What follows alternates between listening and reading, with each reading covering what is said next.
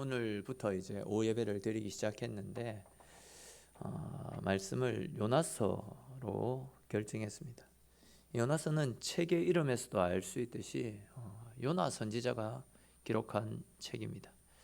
이 책이 쓰여진 시기는 북이스라엘 역사상 가장 최고의 전성기 때를 이루었던 여로보암 2세 때로 시기적으로 하면 대략 BC 790년부터 해서 750년 사이를 배경으로 기록하고 있습니다.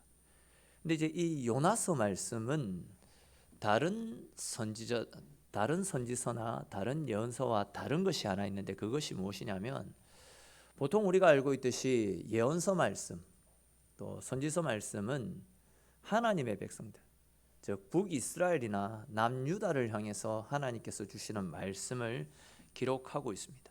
그래서 당신의 백성들이 그릇된 길로, 잘못된 길로 갈 때에 올바른 길을 제시해 주시거나, 아니면 당신의 백성들에게 은혜의 말씀, 생명의 말씀을 통해서 그들을 생명 가운데, 은혜 가운데 이끌어 가시기 위해서 하나님의 말씀을 주시는 것이 보통입니다.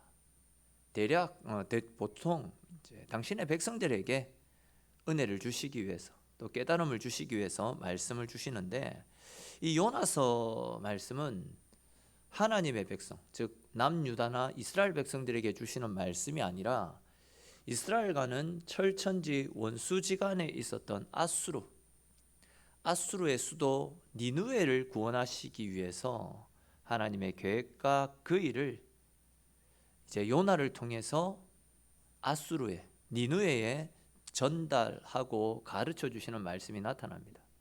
그러니까 복음의 대상자가 다르다라는 거죠. 보통 하나님의 백성들에게 말씀이 전해지는데, 이 요나서는 대상자가 하나님을 믿지 않았던 이방인들이었다라는 겁니다. 좀 더 자세히 말씀을 드리면, 원래 요나가 활동할 당시에는요, 아수르가 세계를 제패하고 있었습니다. 그런데 이제 그들의 행위가 너무 잔인하고 너무 패역하여서 하나님께서 그들을 치십니다. 그로 말미암아 강력했던 아수르의 세력이 하루아침에 굉장히 나약해지게 되었습니다. 곧 멸망의 위기까지 처하는 안타까운 상황에 놓였습니다. 그런 상황 속에서 하나님께서 요나를 불러서, 너는 아수르로 가서 이제 곧 하나님께서 아수르를 쳐서, 즉 니느웨를 쳐서 니느웨를 망하게 하실 것인데, 당신들이, 즉 아수르 사람들이 지금이라도 죄를 뉘우치고 회개하고 하나님께로 돌아서면 하나님께서 당신들을 용서하시고 은혜를 베풀어 주실 것이니 빨리 회개하고 뉘우치고 하나님께로 돌아서라 라는 회개의 메시지를 선포하라 라고 말씀하십니다. 다시 말해서 요나서 말씀은 이스라엘의 원수 나라였던 아수르를 구원하시기 위해 하나님께서 요나를 부르시고, 또 요나에게 아수르를 향한 하나님의 마음을 들려주시는 말씀인데요, 이렇게 이제 이스라엘의 원수이자 또 이스라엘 사람들은 개나 돼지, 짐승처럼 여겼던 이 이방 사람 아수르를 향한 하나님의 구원 메시지를 선포하라 라고 말씀하자, 그 소리를 들었던 요나는, 하나님 왜 하필 우리 원수입니까? 왜 개나 돼지 같은, 짐승 같은 이방인들에게 하나님의 말씀을 전해야 됩니까? 이런 심정으로 하나님의 말씀을 뒤로하고 도망을 칩니다. 근데 이제 하나님은 그런 요나를 찾아내서 끝까지 아수르를 향한 하나님의 뜻을 전하게 하고, 반면 그런 하나님의 마음을 이해하지 못하고 불평을 터뜨리는 요나의 모습이 이 요나서 말씀 가운데 계속해서 나타나고 있습니다. 이러한 이제 사전적 지식들을, 사전 배경들을 가지고 우리가 요나서 말씀을 살펴보면 요나서 말씀을 이해하는 데 좀 더 도움이 많이 되지 않겠나 생각되어집니다. 자, 먼저 우리 오늘 본문을 같이 살펴볼 건데, 오늘 본문 1절 2절 말씀 같이 한번 읽겠습니다. 1절 2절 말씀입니다. 여호와의 말씀이 아미떼의 아들 요나에게 임하니라. 이르시되 너는 일어나 저 큰 성읍 니느웨로 가서 그것을 향하여 외치라. 그 악독이 내 앞에 상달되었음이니라 하시니라. 아멘. 자, 1절 2절을 보시면 하나님께서 아미떼의 아들인 요나를 부르시더니, 너는 니느웨로 가서 니느웨 성이 멸망할 것을 외치라라고 말씀하시는 장면이 나타납니다. 근데 이제 요나는 그러한 하나님의 말씀에 순종하지 않았습니다. 요나는 하나님의 말씀을 따라 니느웨로 가야 되는데 니느웨로 가지 않고 다시스를 향해 가는 배를 탔습니다. 즉 그는 하나님의 말씀을 거역하고 하나님을 피해버린 겁니다. 근데 이제 여기에서 우리는 왜 요나가 니느웨로 가라는 하나님의 말씀을 거역하고 다시스로 건너갔는지 그 이유를 알 필요가 있습니다. 그 이유는 앞에서도 말씀드렸던 내용대로 요나가 니느웨를, 아수르를 엄청나게 싫어했기 때문입니다. 니느웨는 이스라엘의 적대국인 아수르의 수도였습니다. 아수르는 하나님을 알지 못했던 민족으로서 하나님의 백성들을 수시로 괴롭히고 수시로 이스라엘을 약탈하며 이스라엘을 괴롭혔던 민족입니다. 그런 사람들에게 복음을 선포하라라는 하나님의 말씀이 요나의 입장에서는 이해가 되지 않았습니다. 요나의 생각에 그런 악하고 못된 나라는 빨리 하루속히 망해버려야지만 이스라엘도 아수르 때문에 고생하지 않고 좀 더 안정적인 생활을 할 수 있을 것이다. 그런 생각을 하고 살아가고 있었습니다. 더군다나 당시 아수르는 죄악된 삶의 중심지였습니다. 그런 나라가 그들의 죄악으로 말미암아 점점 국력이 쇠하여지고 나라의 존망이 위태로운 그런 상황에 놓여 있었습니다. 조금만 더 있으면 그들의 죄가 간영하여 심판받아 멸망할 처지에 놓여 있었습니다. 근데 이제 하나님께서는 그런 자들을 뉘우치게 하고 그런 자들에게 복음을 증거하여 그들을 하나님 앞으로 돌아오게 하라라고 말씀을 하십니다. 그렇게 아수르가 돌아와서 하나님의 은혜 가운데 다시 회복되어지면 어떤 일이 일어나겠습니까? 또다시 아수르가 힘을 얻게 될 것이고 그렇게 힘을 얻게 되면 또 언제 어떤 모습으로 이스라엘을 괴롭히고 즉 하나님의 백성들을 괴롭히게 될지 아무도 모르지 않겠습니까? 만약 진짜 요나가 생각하는 것처럼 멸망해 가던 아수르가 요나가 선포하는 복음의 메시지를 듣고 죄를 뉘우치고 회개해서 다시금 국력을 회복하고 그렇게 힘을 얻어서 이스라엘 백성들을 쳐들어 올라오기라도 한다면 요나의 입장에서는 자칫 이스라엘 백성들로부터 민족을 배반했다라는 오해를 살 수도 있습니다. 민족의 배반자가 될 수도 있는 그런 상황입니다. 이런 이유로 해서 요나는 니느웨가 회복되어지는 것을 원치 않았습니다. 그러니까 이제 요나가 무턱대고 하나님께 불순종했던 것이 아니다라는 거죠. 요나는 요나 나름대로 민족을 사랑하는 마음에서 하나님의 말씀을 따르지 않았던 것입니다. 요나의 입장이 굉장히 난처해진 상황입니다. 하나님의 말씀을 따르자니 아수르가 다시 회복되어져서 이스라엘 백성들을 괴롭힐 것 같고 그렇다고 또 하나님의 말씀을 거역하면 하나님으로부터 무서운 책망을 들을 것 같고 요나의 입장에서는 진짜 이러지도 저러지도 못하는 사면 초가에 몰린 굉장히 난처한 상황이 찾아왔습니다. 그래서 고민 끝에 요나는 하나님의 뜻을 거역하고 니느웨와는 정반대 지역에 있었던 다시스로 가는 배에 올라타게 되었습니다. 정말 요나는 선지자로서는 이해할 수 없는 하나님의 뜻을 거스르는 행동을 하고 있지 않습니까? 요나의 생각에 하나님께서는 가나안 땅에서만 활동하시는 분이시다. 당시 사람들의 사고 속에는 신들은 산에서나 아니면 그 나라 안에서만 역사하시는 분이시다라는 이런 생각을 가지고 있었습니다. 요나 역시도 마찬가지였습니다. 선지자였으면서도 하나님이 어떠한 분인지 제대로 이해하지 못했던 겁니다. 그러다 보니까 가나안 땅만 벗어나면 하나님의 눈에 보이지만 않으면 하나님으로부터 자유로워질 수 있을 것이다. 이런 생각을 했던 것이죠. 이런 어처구니 없는 생각으로 인해서 요나는 니느웨가 아니라 다시스를 향해 가는 배를 타게 되었습니다. 그리고 그 배 안에서도 가장 밑바닥, 밑층으로 내려가게 되었습니다. 자기 생각에 괜히 갑판 위에 어슬렁어슬렁 거리다가 하나님이 부르실까 봐, 하나님이 혹 보고 나를 부르시면 어떻게 하지? 겁이 났던 것입니다. 근데 이제 그것까지도 불안했던 요나는 배 밑층 가장 구석에 가서 깊은 잠까지 자고 있는 것을 볼 수 있습니다. 하나님께서 계속 말씀하시면 부담스럽고 갈등이 생겨나니까 하나님의 말씀이 들리지 않도록 자기 딴에는 꼭꼭 숨어버렸던 겁니다.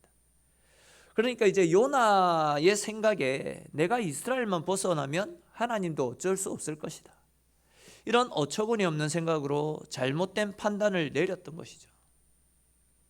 선지자이면서도 이런 잘못된 판단을 내리는 것은 그의 영안이, 그의 분별력이 어두워져서 그렇습니다.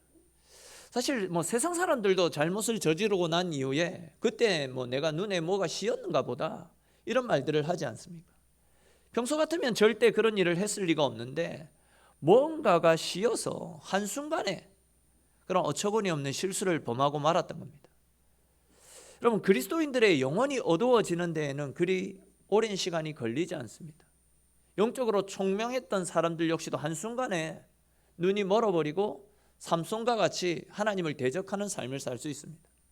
하나님의 말씀에 순종하기 싫다, 순종하지 않겠다라고 생각하는 바로 그 순간 우리의 영혼이 부패하고, 전에는 그처럼 똑똑하고 신중했던 사람도 말도 안 되는 짓을 행하고 하나님을 대적하는, 하나님의 뜻을 거스리는 그런 모습을 보일 수가 있습니다. 이처럼 영적인 분별력이 상실된 요나는 어떻게 보면 하나님과 꼭꼭 숨어버리는 숨바꼭질을 하고 있는 참으로 어처구니 없는 삶을 살고 있습니다. 요나의 생각에 내가 조금만 발버둥 치면 하나님을 벗어날 수 있다, 내 마음대로 할 수 있다라고 생각했습니다. 3절 말씀 보십시오.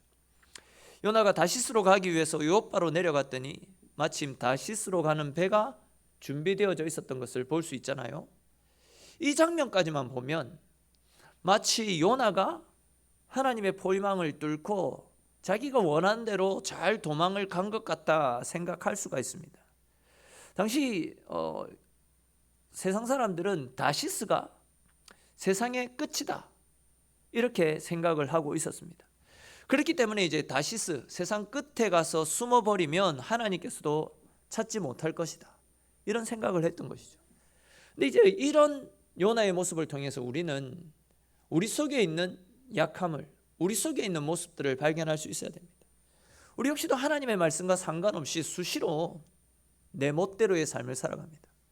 하나님께서는 말씀을 통해서 내가 있어야 될 자리, 또 우리가 가야 할 곳이 어디 있는지 분명하게 말씀을 해주시는데, 우리 역시도 하나님의 말씀과 상관없는 곳에, 하나님의 뜻과 상반되어지는 곳에 내 욕심, 내 정욕, 내 이익을 쫓아서 가서는 안 될 곳에, 있어서는 안 될 자리에 있을 때가 너무 많이 있습니다.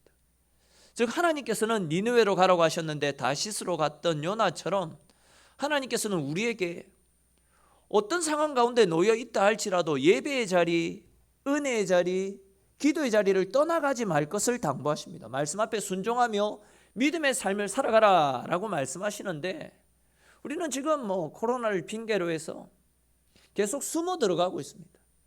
어떻게 해서든지 하나님의 낯을 피하려고 내 평안만을 쫓아서 살아가고 있는 시대입니다.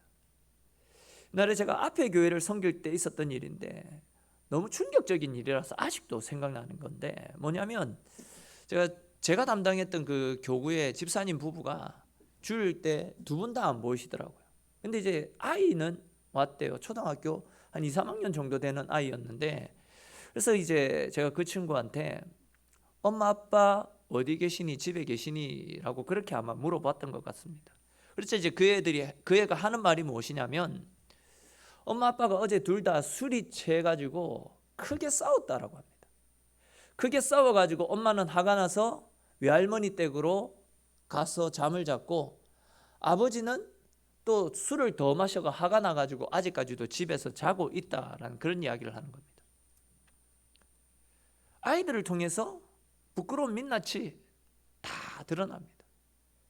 몰래 숨어서 했던 일들이 이렇게 다 들통나게 된 겁니다. 그럼 사실 이런 부분들은 약간입니다. 가족들과 함께 집에서 보내야 될 시간에 다른 남자랑 다른 여자랑 또 만나서는 안 되는 사람들과 만나야 되는 그런 사람 만나서 교제하는 사람들이 있습니다. 또한 예배당에서 하나님께 예배 드려야 될 시간에 자기가 있어야 될 곳이 아닌 다른 엉뚱한 곳에서 다른 만남을 가지는 사람들이 많이 있습니다.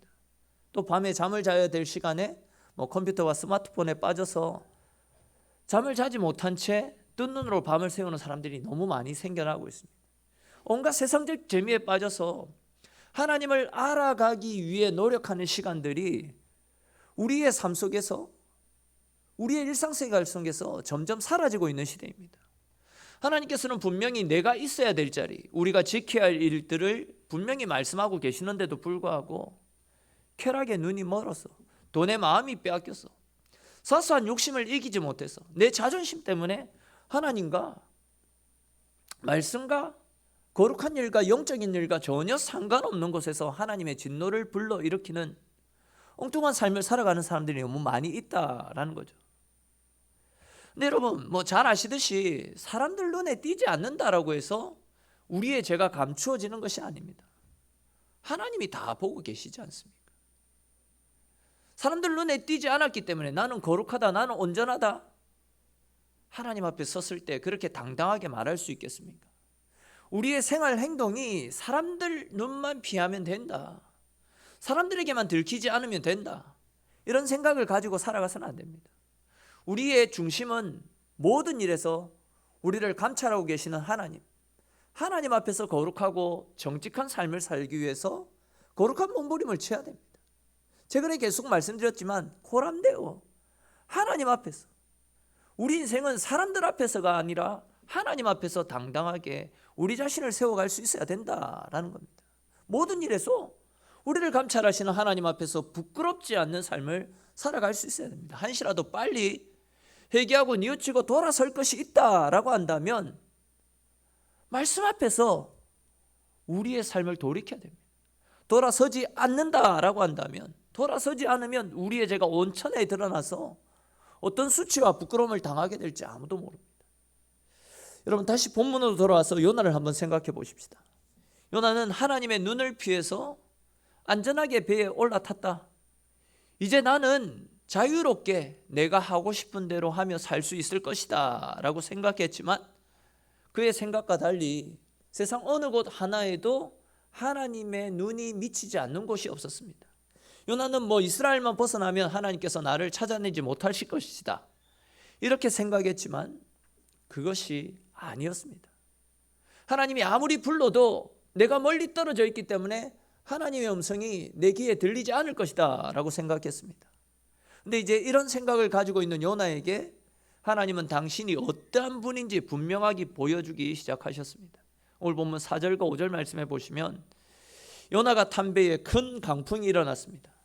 배가 깨어지게 되고 또 배에 탄 사람들이 각각 자기네들이 섬기는 신들을 부르고 배를 가볍게 하기 위해서 자기의 짐들을 바닷속으로 던져버리는 장면들이 나타납니다.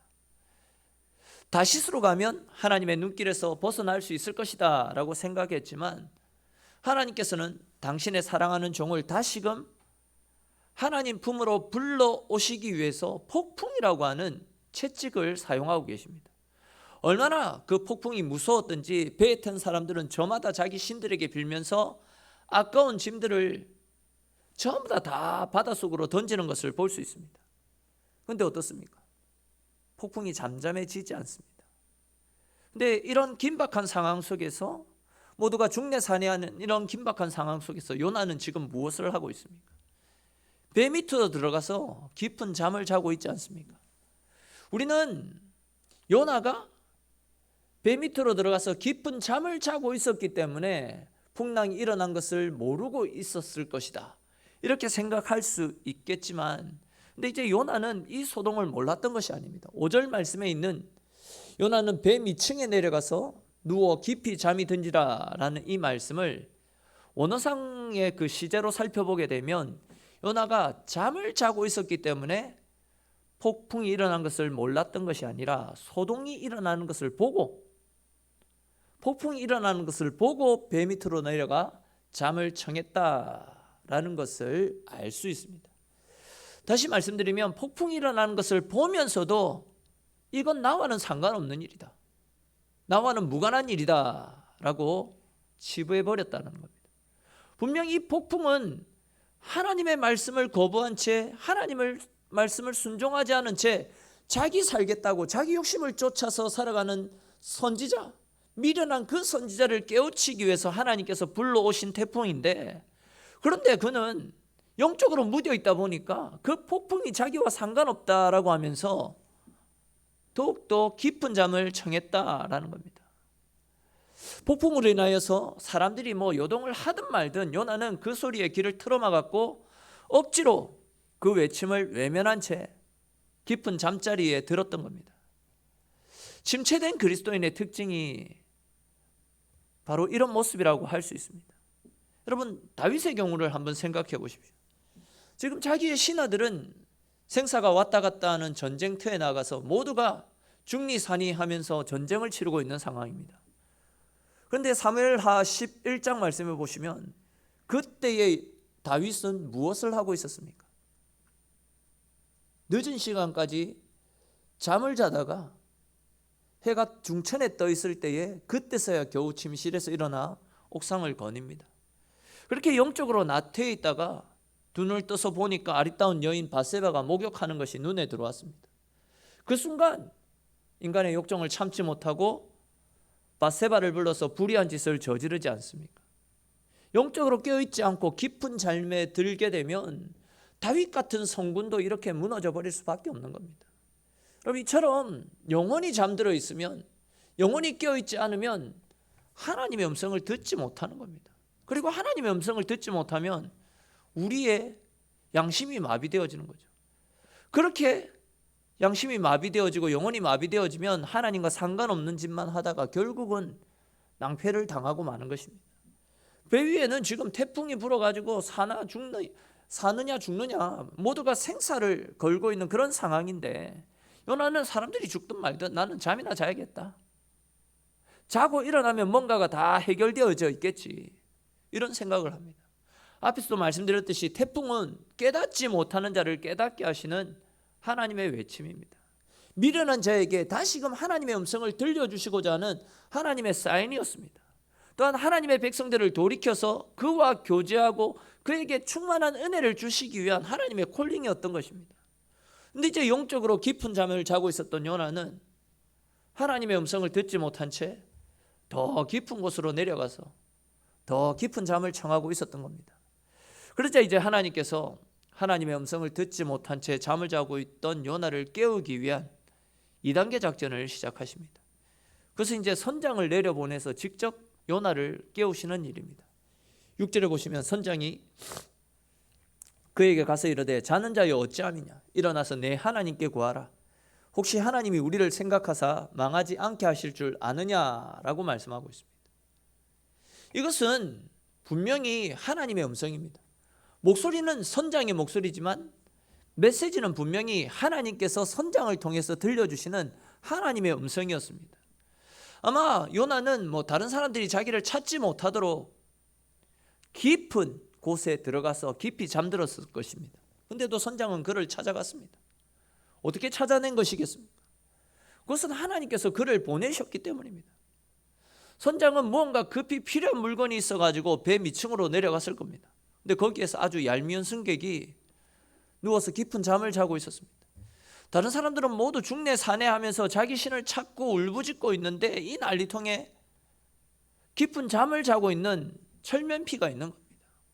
얼마나 답답하고 한장할 노릇입니까? 이에 선장이 답답해서 그를 깨우고 있습니다. 자는 자의 어쩌미냐, 속히 일어나서 내 하나님께 한번 기도해봐라, 구해봐라 라고 외치고 있습니다. 어려운 일이 생기는 것은 하나님을 찾으라는 신호 아닙니까? 그럼에도 불구하고 믿는 사람이 기도를 하지 않으니까 하나님께서 답답해서 믿지 않는 사람들을 동원해서 요나를 깨우고 있는 겁니다. 분명 우리 인생에 풍랑이 일어나고 고통이 생겨나는 것은 우리를 하나님께로 부르시는 하나님의 영적 사인입니다. 우리가 그 음성을 듣고 하나님을 찾고 하나님 앞에 기도한다면 하나님을 만나는 기쁨이 있고 우리 인생에 불어오는 그 풍랑이 그치는 하나님의 은혜를 경험하게 되는 겁니다. 지금 여러분, 지금 이 코로나 사태, 몇 번 말씀드린 것 같지만 이 코로나 사태를 통해서 우리 믿는 사람들은 깨달아야 됩니다. 하나님과 상관없는 삶을 살아가고 하나님을 떠나서 살아가는 우리들을 하나님 앞으로 부르기 위해서 하나님은 우리에게 이런 아픔과 고통을 주시는데, 즉 이 아픔과 고통을 통해서 믿음의 사람들이라고 또 정신 차리고 하나님 앞으로 더욱더 가까이 나오게 하시려고 이런 고통과 아픔을 주시는데, 우리는 오히려 이 아픔 때문에 하나님을 더 멀리합니다. 아픔을 핑계 삼아 예배 자리를 멀리하고 기도의 자리를 등한시하고 경건 생활을 멀리하면서 살아가고 있습니다. 하나님을 찾아야 될 때에 오히려 하나님을 멀리하고 있는 안타까운 상황입니다. 요나와 다를 바가 없다라는 겁니다. 근데 보십시오. 그렇게 풍랑이 불어와도 하나님을 찾지 않고, 이것은 하나님과 무관한 일이라고 하나님을 외면하고 있던 요나. 근데 이 요나가 그렇게 외면하고 있는데 풍랑이 어떻습니까? 풍랑이 그치지 않습니다. 하나님의 부르심을 외면하게 되면요, 절대로 우리에게 불어오는 풍랑은 그치지 않습니다. 더욱더 깊은 수렁에 빠질 수밖에 없는 겁니다. 뿐만 아니라 결국은 오늘 본문에 나타나는 요나처럼 사람들의 조롱거리가 되고 마는 겁니다. 코로나 사태가 하나님의 백성들을 깨우는 하나님의 외침인데, 우리가 기도하지 않고 더욱더 하나님을 멀리하니까 지금 보세요. 그리스도인들이 얼마나 세상의 우스갯거리가 되고 있습니까? 우리 때문에 하나님의 이름이 또 얼마나 세상의 조롱거리가 되어지고 있습니까? 우리가 정신 차려야 된다는 거예요. 이 풍랑 가운데서, 이 질풍 가운데서 믿음의 사람이 정신 차리지 않으면 절대 풍랑은 그치지 않습니다. 네, 보십시오. 요나는 선장으로부터 이런 책망을 듣고서도 자신으로 인해서 이 재난이 시작되었다라는 사실을 아직도 깨닫지 못하고 있습니다.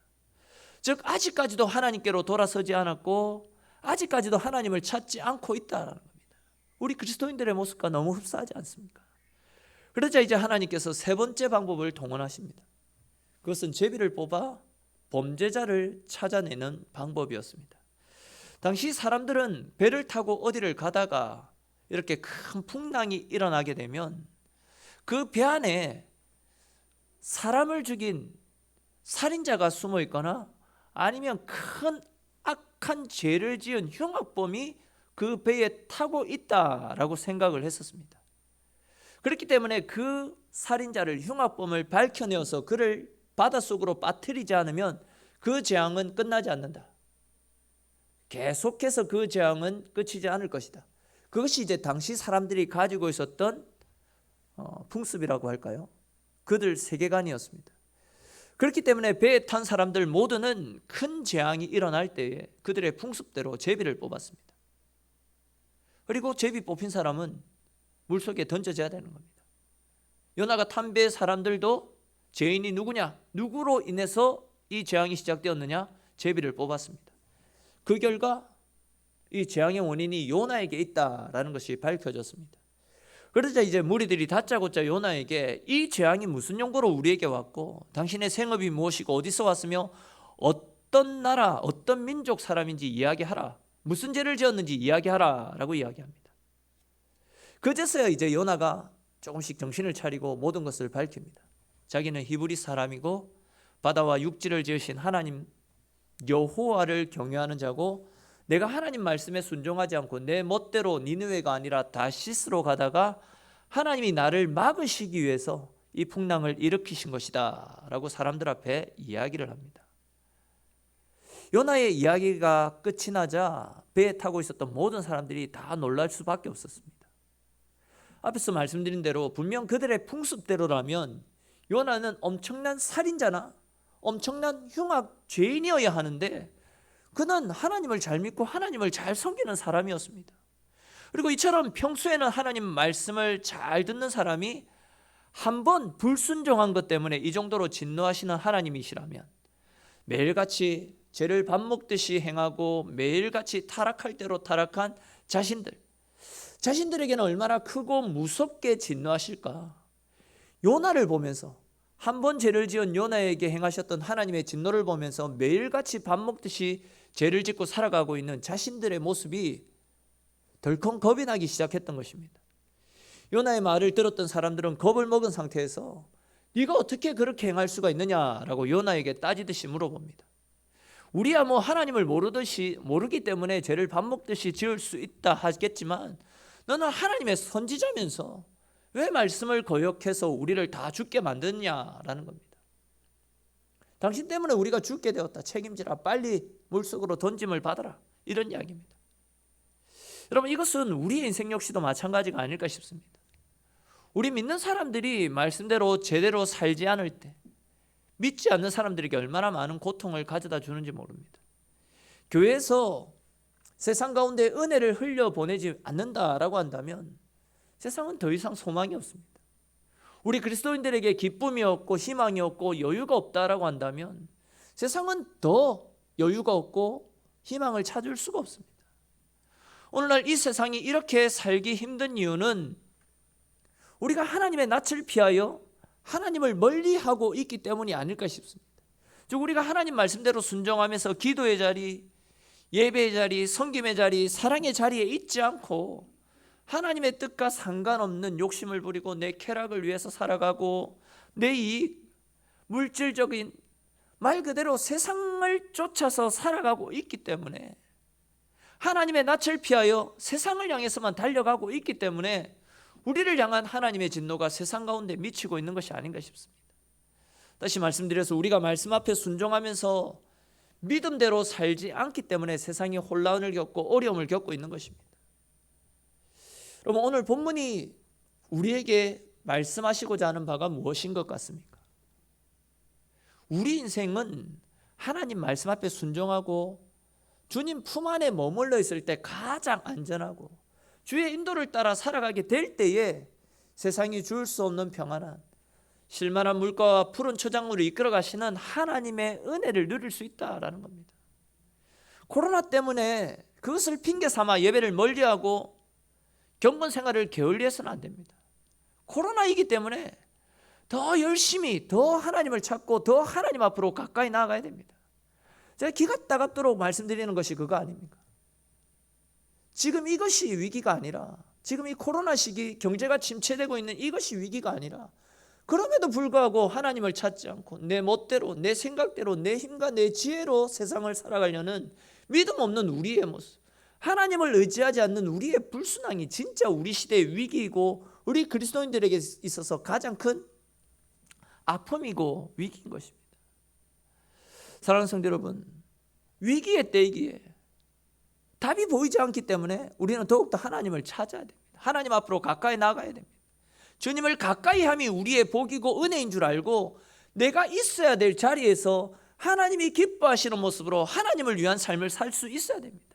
오늘 나는 이 말씀들을 기억하면서 이번 한 주간도, 아니 매일매일 우리의 삶이 우리를 부르시는 하나님의 음성을 따라 하나님이 주시는 말씀을 붙잡고 언제나 하나님이 기뻐하시는 모습으로 주님과 동행하면서 주의 말씀의 인도를 따라 내 삶을 하나님께 드림으로 하나님께서 주시는 은혜, 하나님과 동행함의 기쁨을 누리며 이 위기도 주님과 함께 거뜬히 이겨나가시는 저와 여러분들의 삶이 될 수 있기를 주님의 이름으로 축원합니다.